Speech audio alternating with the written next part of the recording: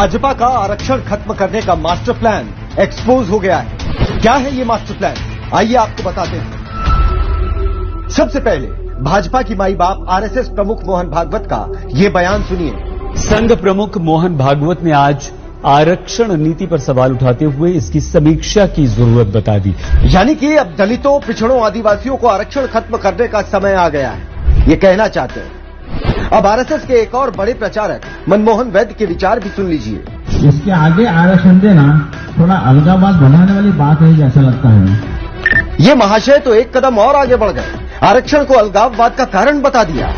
और अब आपको दिखाते हैं बीजेपी और मोदी के विचार प्रचारक और बीजेपी आईटी सेल के संयोजक अमित मालवीय के वो ट्वीट जिनसे भाजपा और मोदी के मुखौटे के पीछे का असली चेहरा सामने आ गया है। देखिए मोदी के विचारों का प्रचारक आरक्षण पर क्या लिखता है।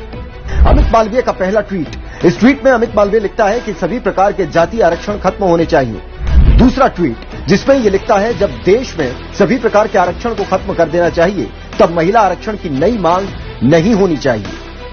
तीसरा ट्वीट जिसमें आरक्षण के प्रति बीजेपी की नफरत दिखाते हुए इसने लिखा आरक्षण ने देश को फेल किया। चौथा ट्वीट जिसमें लिखता है वंचित वर्ग को मिल रहा आरक्षण लॉलीपॉप है। ओबीसी वर्ग जो 58,000 रुपए की कमाई करता है उसका आरक्षण फ्रॉड है। पांचवा ट्वीट जिसमें बीजेपी और मोदी की महिला विरोधी सोच दिखा दी, इसने लिखा महिला आरक्षण राजनीति में बहु बेटी कल्चर को बढ़ावा देगा।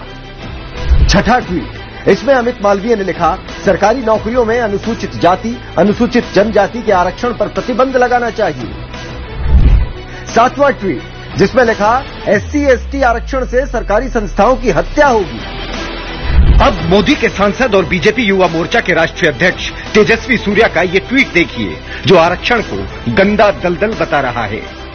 ये है बीजेपी और मोदी का मास्टर प्लान जिसे ये देश में लागू करना चाहते हैं, लेकिन जनता सब समझ चुकी है। भाजपा गलती से जीत गई तो देश में बाबा साहब का संविधान और इस संविधान से मिले आरक्षण को खत्म कर देगी। इसीलिए अपने देश के लोकतंत्र को बचाओ, संविधान को बचाओ, आरक्षण बचाओ, मोदी हटाओ और भाजपा को भगाओ।